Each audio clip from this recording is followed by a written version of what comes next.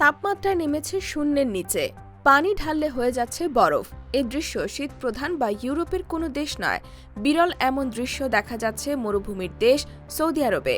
অভূতপূর্ব এই শৈত্যপ্রবাহে জমে যাওয়ার মতোই পরিস্থিতিতে পৌঁছেছে মধ্যপ্রাচ্যের মরু আবহাওয়ার এই দেশটি।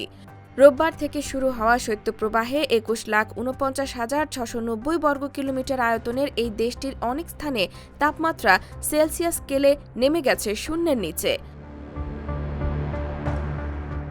সামাজিক যোগাযোগ মাধ্যম এক্সে ইতোমধ্যে কয়েকটি ভিডিও ভাইরাল হয়েছে। সেখানে দেখা গেছে রাতের বেলা মাটির ওপর বোতল থেকে পানি ঢালা হচ্ছে, আর সেই পানি মাটিতে পড়া মাত্র বরফ হয়ে যাচ্ছে। জানা গেছে সৌদির আল জৌফ প্রদেশের তাবারজাল জেলায় ইতিহাসের এই প্রথমবার পানি জমে বরফে পরিণত হচ্ছে। সৌদি সংবাদ মাধ্যমগুলোর বরাতে জানা গেছে দেশটির উত্তর সীমান্ত প্রদেশের তুরাইফ জেলায় তাপমাত্রা সবচেয়ে বেশি কমেছে। বর্তমানে সেখানকার তাপমাত্রা -3 ডিগ্রি সেলসিয়াস।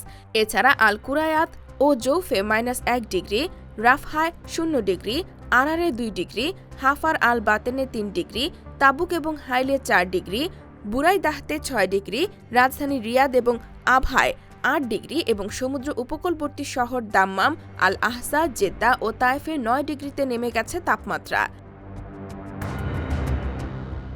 সৌদির আবহাওয়া দপ্তর ন্যাশনাল সেন্টার অফ মেটেরোলজির সর্বশেষ বুলেটিনে বলা হয়েছে, রাশিয়ার সাইবেরিয়া অঞ্চল থেকে বয়ে আসা শীতল বায়ুর প্রভাবে অভূতপূর্ব এই শৈত্যপ্রবাহ দেখা দিয়েছে।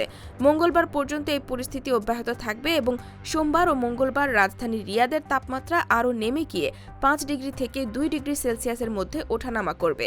সেই সঙ্গে তাবুক, আল জৌফ, হাইল ও উত্তর সীমান্ত প্রদেশের তাপমাত্রা নেমে যাবে 0 থেকে -3 ডিগ্রি সেলসিয়াসে। IBTV USA, New York.